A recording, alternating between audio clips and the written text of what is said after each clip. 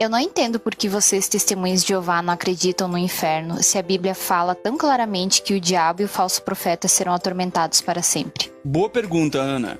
Antes de eu responder, eu gostaria, no entanto, que você lesse na sua Bíblia o texto ao qual você se refere.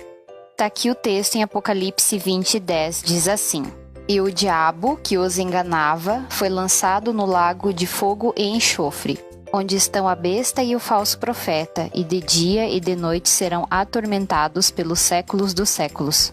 Agora eu gostaria que você me respondesse: como pode não haver tormento eterno no inferno, se a Bíblia diz claramente que haverá tormento eterno? Eu gostaria que você deixasse a sua Bíblia aberta nesse mesmo capítulo de Apocalipse. Agora leia o versículo 14, por gentileza.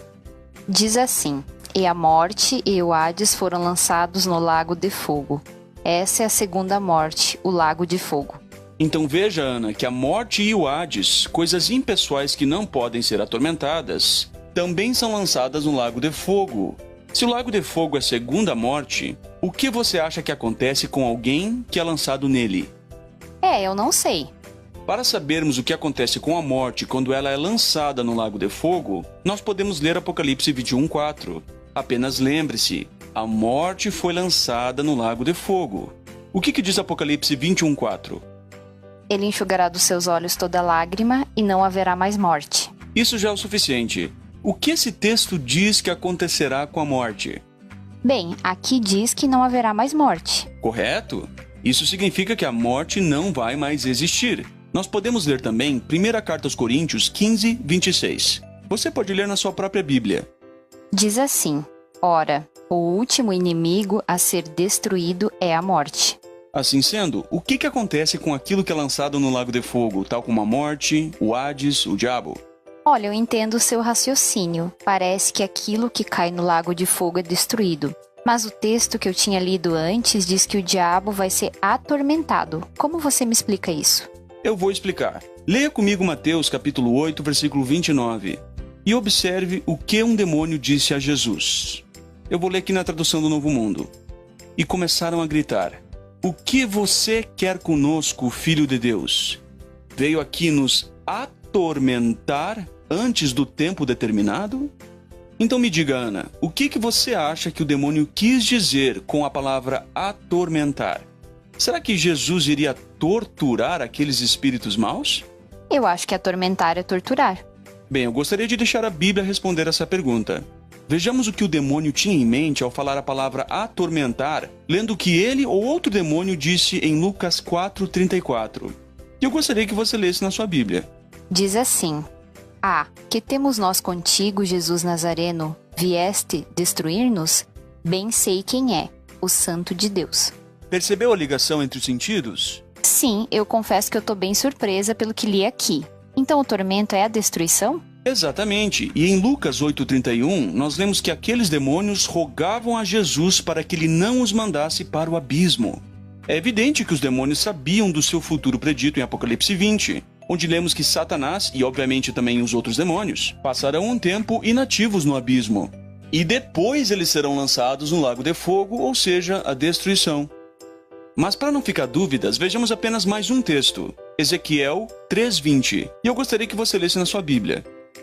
Diz assim: Semelhantemente, quando o justo se desviar da sua justiça e praticar a iniquidade, e eu puser diante dele um tropeço, ele morrerá. Só até aí já tá bom. Você viu algum tormento por acaso nesse texto? Deixa eu ver... Não mesmo.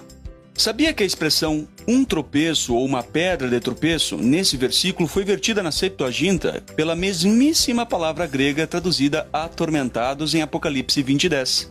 A palavra é basanizo. Você mesmo pode ver na cópia da Septuaginta que eu tenho aqui comigo, que é a mesma palavra.